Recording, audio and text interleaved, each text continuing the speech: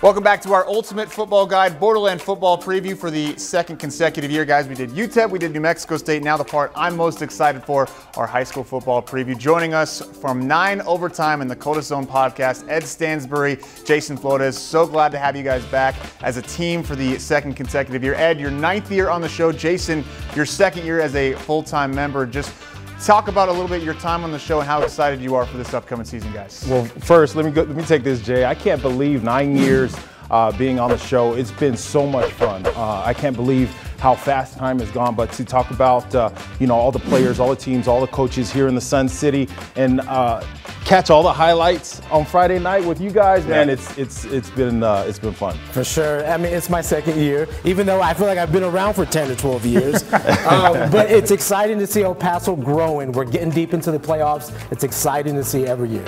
Jason, I know you already mentioned 2nd year back. Last year was a fun one.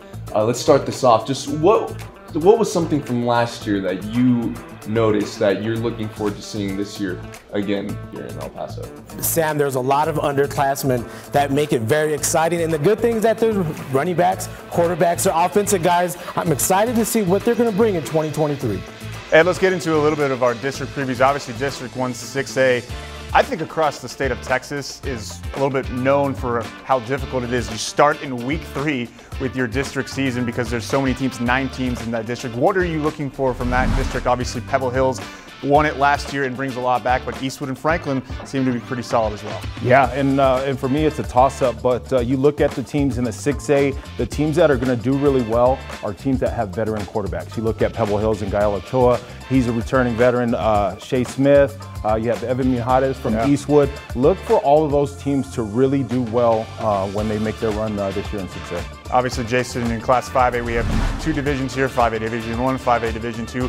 In that big 5A district, Del Valle has kind of been the powerhouse for a long time. Do you see anybody challenging them in Division 1? And then in 5A Division 2, Canutillo has reigned supreme over the last couple of years. Who might be challenging them this year? Yeah, that's a good question, Colin. In Division 1, I don't really see too much of a challenge for Del Valle. They got a brand new quarterback coming up. Jesse Ramos left. So it's going to be a challenge for that team. But in Division 2, listen, Canutillo does a great job getting prepared every year. But Chapin this year is saying, hold on one second, because we got our team, young team, up and coming this year. Yeah, and obviously Davion Singleton leading that Chapin team. In Class 4A, Riverside has reigned supreme for the last couple of years. I think we all agree it's probably going to be them, but maybe Austin, Bowie, perhaps Irvin can challenge them, Clint and Mountain View in a very tough district with some more Permian Basin teams. We'll see if they can maybe challenge Favens as well. Sam, also some exciting players on the high school gridiron this year too. Just like every year, I think the Sun City keeps on bringing up the talent level. Last year was awesome. This year, even better. I'll ask this to you first, Ed. Just what kid are you most excited to see this year on the gridiron? It's hard to single out one, but when I think back to the end of last season and beating Odessa Permian here in El Paso, Gael Ochoa has led his team. I'm excited for his senior year. Jason? You know what? Listen, there's a lot of great players coming up, but Ray Estrada, he is just somebody that you do not come around every year. 1,100 yards last year. I think he's going to do a little bit better. El Dorado kid, too. I know, that was a bit hard for me to say, Sam. Don't get him started. We'll be here all day if he gets Sam started. We talked about some guys that are known commodities. Ed and Jason, what about maybe a kid who's an unknown commodity, an upcoming senior, maybe an upcoming junior, maybe it's a sophomore that isn't known around the city, but by the end of the year will be? Yeah, well, for me, that's an easy choice. It's Lalo Carrillo from Canutillo. We saw what his brother could do last year as a senior. That bloodline is strong. Look for Lalo. He's going to be on both sides of the ball, helping Canutillo get that district championship. Colin, I like Jordan Morales. I like the running back from Franklin.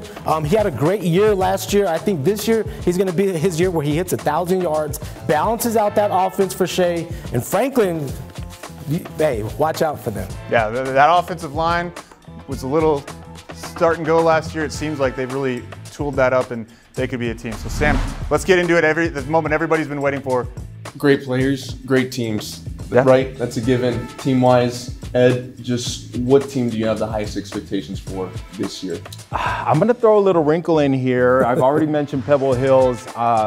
don't discount Eastwood Troopers or Troop this year. Pebble Hills and Eastwood. Make sure you get that on camera. Accurate. Yeah. Jason? Sam, I like Chapin. I feel like they're fully loaded this year. I think they have all the weapons on offense. Defensively, they're there. I think they're going to make a great run this year. Davion Singleton, as a sophomore, can he get it done? Absolutely. All right. And then we saw him. He put on a ton of muscle. He did. He did. He put So on- did Ryan Estrada. Yeah, I mean, these kids are going to be excited to watch and everything, so it should be fun. Yeah, we cannot wait to get started with 9 Overtime. Thank you guys so much for joining us. Can't wait for the season. This is your crew on Friday nights in the fall. Do not miss 9 Overtime every Friday, 10:15 p.m. Andy Morgan will be back for our game of the week as well. We'll be right back after this break with more on our 9 Overtime Borderland football preview.